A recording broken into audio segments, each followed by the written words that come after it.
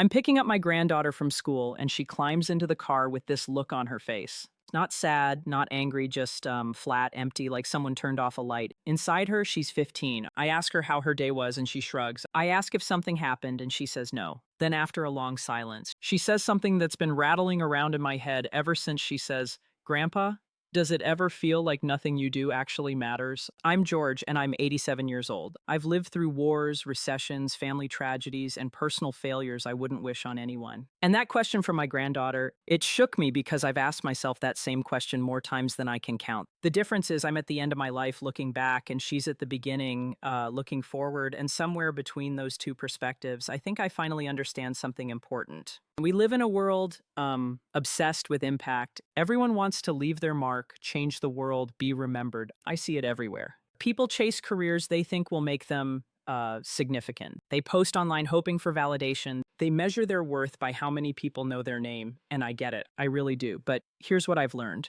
After nearly 9 decades on this planet, the things that actually matter rarely feel like they matter at the time. Let me tell you about my neighbor, Margaret. She lived 3 houses down from us for 42 years. Margaret was a school teacher, never married, no children of her own. She taught third grade at the same elementary school for her entire career. When she retired, there was a small gathering in the school gymnasium. Maybe 30 people showed up. No cameras, no speeches that would be remembered. She got a plaque and a bouquet of flowers. 2 years later, she passed away quietly in her sleep at her funeral. I expected a modest turnout. Margaret had always been private, unassuming, but that church was packed, standing room only, and one by one, people stood up to speak. A doctor who said Margaret was the first person who made him feel smart.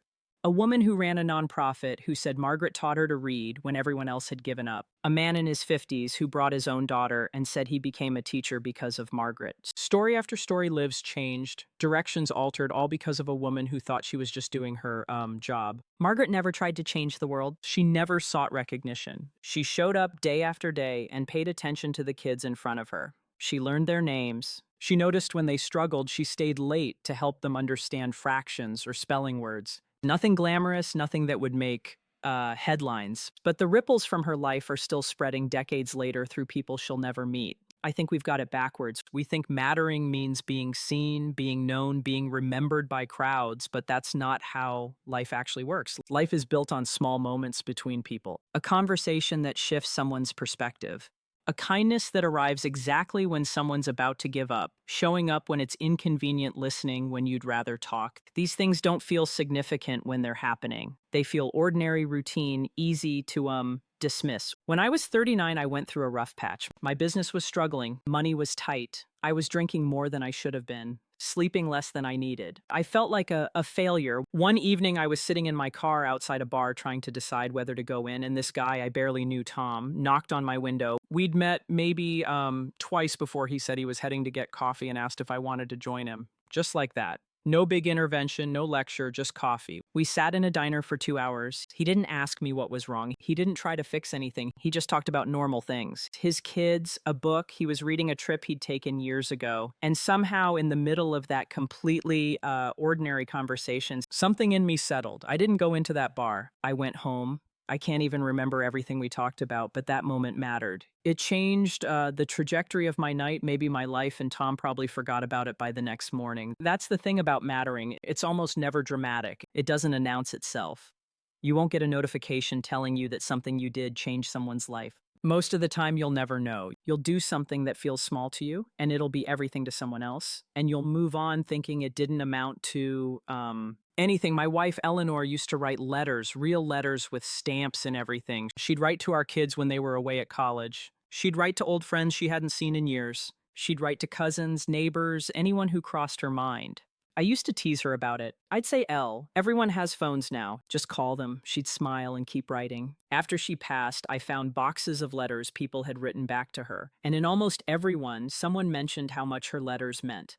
How they'd kept certain ones for years, how they'd read them during hard times. She wasn't trying to matter. She was just reaching out, but she mattered enormously. Here's what I wish someone had told me when I was younger. Your life doesn't need to be extraordinary to matter. In fact, it probably shouldn't be the pressure to be exceptional, to stand out, to make a big splash. That pressure crushes people. It makes them feel like their ordinary life isn't enough, like showing up for their family, doing their work, honestly being kind to strangers. Like none of that counts unless it's packaged into something impressive. But the truth is, almost everything that holds our world together is done by people no one will remember. Parents who get up in the middle of the night with sick children, workers who show up on time and do their jobs well, friends who check in when they notice someone's hurting, volunteers who serve meals, clean parks, visit hospitals, people who vote, who recycle, who return shopping carts, small, unremarkable acts that keep everything from falling apart. You want to know if you matter.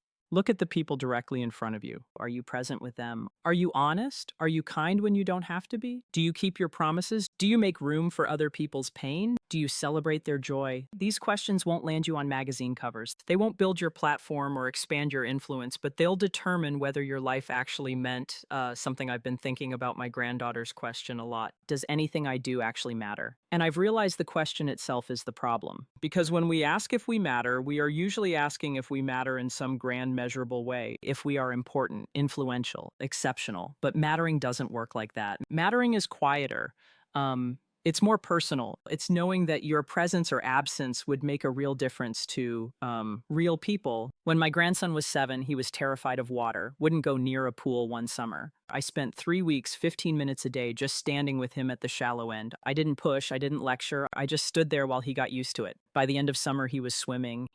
Now he's 23, and he probably doesn't remember those 15-minute sessions. But I do, because I know that if I hadn't been there patient and steady, his fear might have stayed with him. That's mattering, not because it's impressive, because it's real. The older I get, the more I realize that most of what we are chasing is smoke status, disappears, achievements fade. People forget your accomplishments faster than you'd believe, but they don't forget how you made them feel. They don't forget that you showed up. They don't forget that you saw them when they felt invisible. Those things stick. They echo forward in ways you'll never fully understand. I was at the grocery store last week, and the young woman at the checkout counter looked exhausted.